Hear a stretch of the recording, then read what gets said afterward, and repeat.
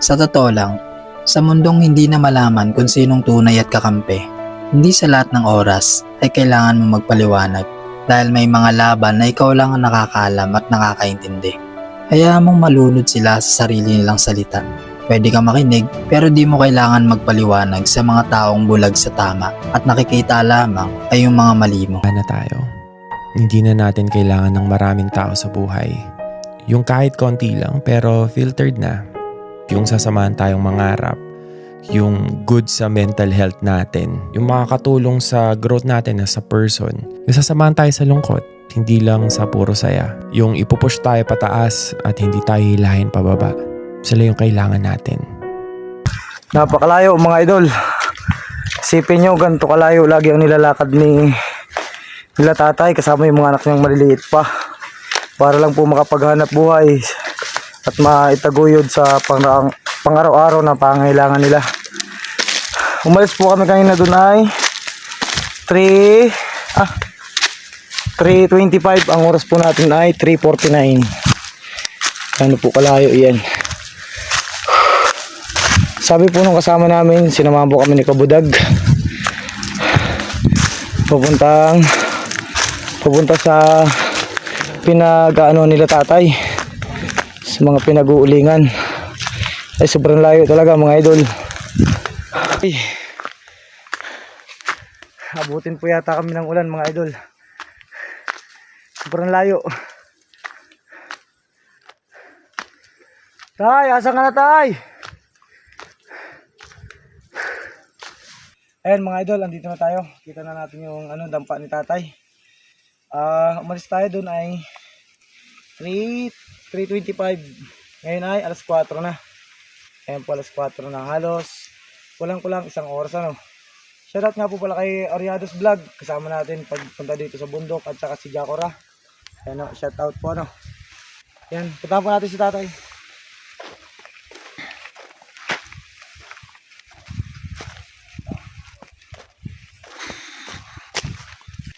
Ayan mga idol, si tatay oh. Nagkakamada ng uling.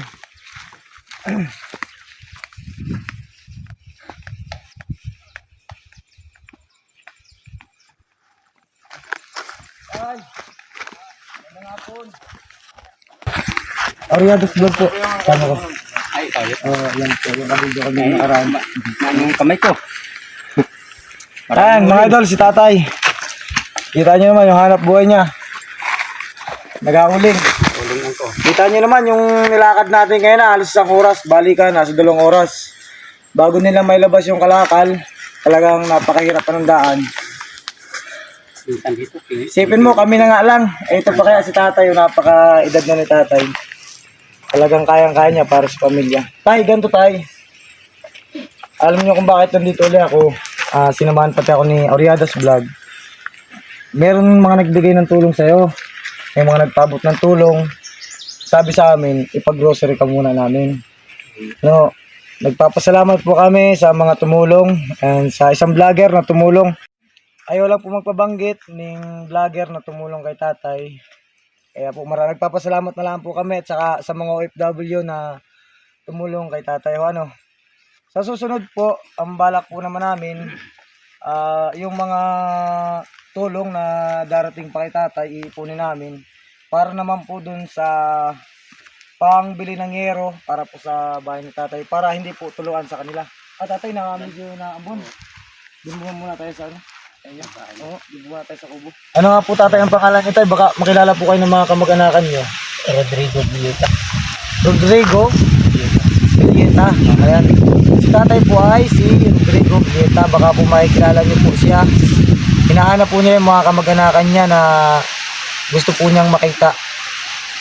Ilang taon na po? Na hindi niyo na... Pumunta ko sa Manila, 1990. 1990 po. Mula po noon, tapos nung napadpad kayo dito sa San Narciso, Quezon, ay hindi na po kayo nagkita. Wala po ba kayo tayo, contact number. Noong 2005, may contact kami number. Tapos, sabi ng, banking ko, yung mama ko, wala na. Patay na po daw yung mama niyo. Pero yung papa ko, yung paman. awan ngayon, matagal na rin panahon, hindi na rin Pero nung namatay po yung magulang, hindi na rin po kayo nakapunta doon. kami nakapunta. Sa mga kapatid, tapos kayo. Wala din. Mga, ilan po ba kayong magkakapatid? Ano kami kasi? Kilala niyo po yung kapatid? Pangalan niyo? Richard Villita. Ay, shoutout po kay Richard Villeta sa kapatid ni tatay. Sa sino ba po? Ubita Villita. Obita Villeta. Sa 12 ay kami ay nabuhay at tatlo lang kami. Ah, ibig sabihin ko sa 12 po ay tatlo lang kayo nabuhay. Ikaw po at saka si ano nga ba yung pangalan? Si Richard Villeta. Villita. Ayun, shout po kay Richard Villeta at saka kay Ubita. Bubita Villeta. Ayan po. Baka po makikilala niyo pa po yung kapatid niyo. Hinahanap po kayo ni tatay Para Rodrigo Villeta. Ano po? Ay sana po may makatulong kay tatay sa pamasahe pamuntang Negros para po makakasama si tatay yung kanyang pamilya, yung mga kamag-anakan niya para po makita niya. Siya po ngayon kasalukuyan nandito sa bayan ng San Narciso, Quezon. Ano po? Sana po matulungan po natin sila tatay, si nanay. Ano po, nay? Ano po? Sige po, kunin niyo na po. Ayan po. Asawa po ni tatay. Ano po, sana po matulungan po natin si tatay. Sana po kahit sa kaunting tulong po, kahit magkano po, at alam kong pag yun ay napagsama-sama ay malaking bagay na po yan, malaking tulong na po yan para kay tatay. Para po sa pamasahe niya papunta Negros Oriental, Dumaguete. Ano po? Eh ano tayo, makakasama po kayo sa amin ito, baba? Oo. Ano po? Para po, medyo gabi na rin po kami. Pasensya na kayo sa amin. Madyan pa rin. Hindi po, wala, sasadyain po talaga namin kayo. Kasi po, para din po talaga makita ng mga viewers yung kalagayan ninyo. Ano po? Ako ay nagsalamat una-una sa Panginoon talaga na kayo. May lapit tayo. Yan talaga ng tulong sa tao. Salamat ka sa Ginoo nga naabot ang akin sigurong pangarap nung panahon pa man, yung pangarap ko. Makapiling ko aking mga pamilya. Ngunit tagal panahon. Siguro ngayon na ang panahon na makita ko ng akong pamilya.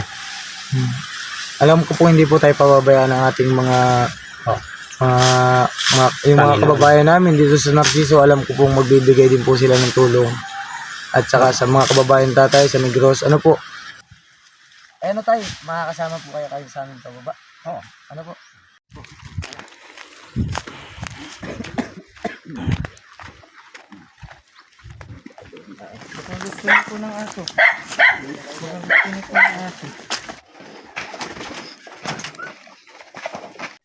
Ayan po mga idol, nagpapasalamat po kami.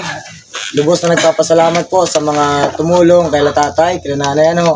Ito po ay paunang tulong pa lang po ng ating mga OFW. Saka po sa isang vlogger na tumulong kay tatay. Nagpapasalamat po kami ng marami. Kami ni Oriados Vlog, ni Jacora. Nagpapasalamat po kami sa inyo lahat, sa mga tumulong. Yung mga magpapabot po ng tulong, ang balak po sana namin nila Oriados Vlog, sa magpapabot po ng tulong, ililikumin po namin, ipunin po namin hanggang makabili po kami ng yero, ng hardiplex na gagamitin po sa bahay ni tatay. At saka po, yung iba po ay po namin sa pambili ng solar. Kasi po sila tatay ay wala pong ilaw. Ay yung mga anak po ni tatay kasi galing sa eskwelahan, hapon, nagsusulat, gumagawa ng assignment, ay wala pong ilaw, Sorry. Sa lahat ng followers at viewers ko po dyan, yan, open po kami for sponsor, yan, para po matulungan po namin si tatay. At saka mapagawa po namin yung bahay ng tatay. Ayan po. Ano tayo, ano pong masasabi niyo sa mga nagbigay po ng tulong sa inyo? Sa lahat na nagbigay tulong sa amin, maraming salamat talaga. Talagang siguro pinagkaloob na siguro sa Panginoon ang aking matagal ng kahilingan. O tayo magtiwala sa Panginoon. Huwag lang tayo na mawala ng tiwala. Naroon na talaga ang ano ng Panginoon sa atin. Kaya sa mga vlogger na tumulong sa akin, salamat. At sana marami po silang matutulungan ng iba na kagaya namin. Mahirap. Maraming salamat talaga sa lahat ng tumulong. Po sana matulungan po sila tatay sa gustong ano ni tatay yung pamilya niya na makasama po ano. Saka po si nanay po ay ano, may guitar po. Ano po. Nagpapasalamat po kami ng marami sa mga nagbigay ng tulong. Kay Oriados Vlog, maraming salamat, pre. Maraming salamat ano. Tay, pag may nagbigay po ulit ng tulong, iipunin po muna namin para naman po ay sa bahay po ninyo. Ito pong pauna ng ating mga sponsor, itong paunang bigay. Ito po ay para po ay pangbawas na po muna sa mga gasusin dito sa bahay. Ano?